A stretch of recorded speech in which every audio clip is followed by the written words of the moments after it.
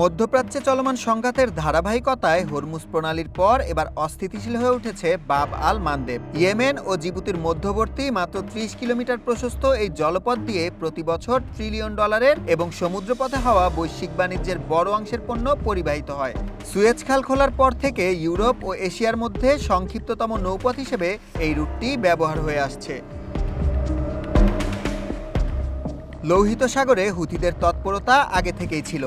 গত এক বছরে গোষ্ঠীটি ড্রোন ও মিসাইলের সাহায্যে ১০০-র বেশি বাণিজ্যিক ও নৌজাহাজে হামলা চালিয়েছে। তবে ইরান ও ইসরায়েলের বর্তমান সংঘাত পরিস্থিতিকে আরও জটিল করেছে।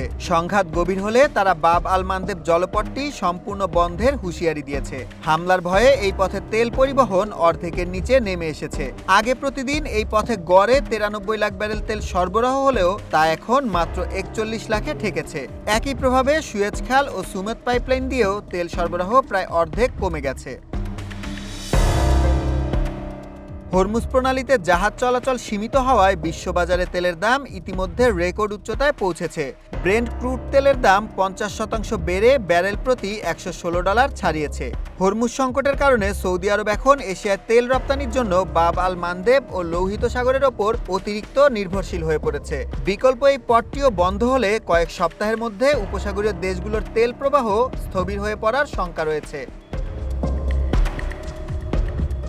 নিরাপত্তার ঝুঁকির কারণে অধিকাংশ জাহাজ এখন লোহিত সাগর এড়িয়ে আফ্রিকার কেপ অফ গুড হোপ হয়ে ঘুরে যাতায়াত করছে। এতে প্রতিটি ট্রিপে অতিরিক্ত ১০ থেকে ২০ দিন সময় বেশি লাগছে।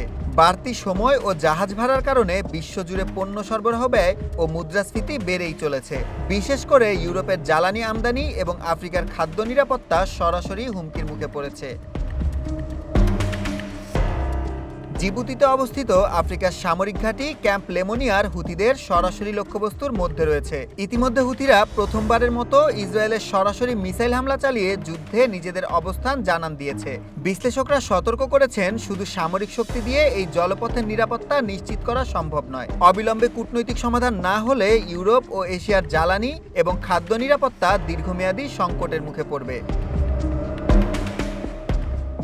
সুলাইমান সবুজ, ওয়ান ইন্টারন্যাশনাল ডেস্ক।